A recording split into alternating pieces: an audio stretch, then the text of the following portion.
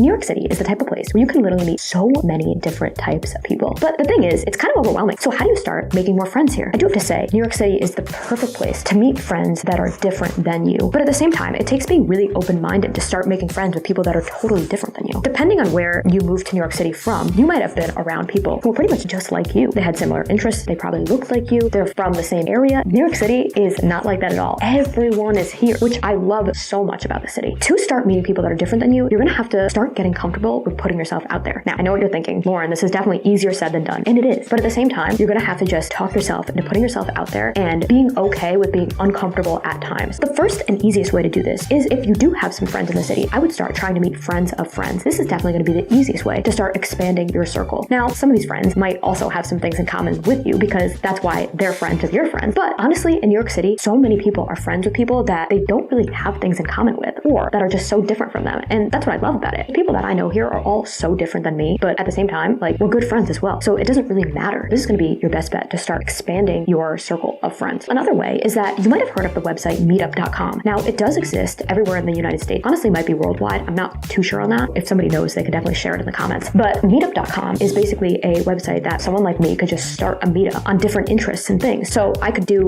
wine nights in the Lower East Side. Like, say I wanted to start that meetup. Basically, people in the app can just click on the event that I created and just say that they're coming or RSVPing, and then they can just attend the event. There are so many different events on this app in New York City. Now, you are going to have to be a little bit creative in the way that you search. Think about things that already interest you or locations that you know you would want to go to events at and start kind of searching like that way throughout the app. But we'll flash the app up somewhere in this video so you can see exactly what I'm talking about. This is something that I definitely used a lot in my early 20s as well when I was first coming to New York City. Another popular way that people meet new people is joining clubs or sports leagues. This is very, very, very common here. This is another thing that I also did in my early 20s. And I joined a sports league. It was a kickball league. I hate sports, absolutely hate it. But it was fun because I got to meet other people. And it's not like these people were like really, really into the sport, but they also just wanted to meet other people. So if you are a person who hates sports like me, nowadays there are a lot more different leagues that you can join that aren't really sports focused. Those didn't exist back when I was doing this, but now you can do other things. Like they have a beer pong league. I'm literally looking at the list now of one of the sports companies that I did the league with and to see what they offer now. They do cornhole, dodgeball, bowling, pickleball. Nowadays, that's all trendy. And city hunt. So I'm guessing that's like a scavenger hunt type of style thing. So that could be really fun. They're definitely different than they used to be. They're not like the same. Back when I first started doing it was like softball, kickball, like the basic sports. And that could still be really fun. And for someone who doesn't like sports at all and is terrible at them, it wasn't devastating for me. Like I was able to do it and meet people while I was doing it as well. So a lot of people just don't know where to start when trying to meet new people. And sometimes you just have to really just put yourself out of your comfort zone and do one of these things that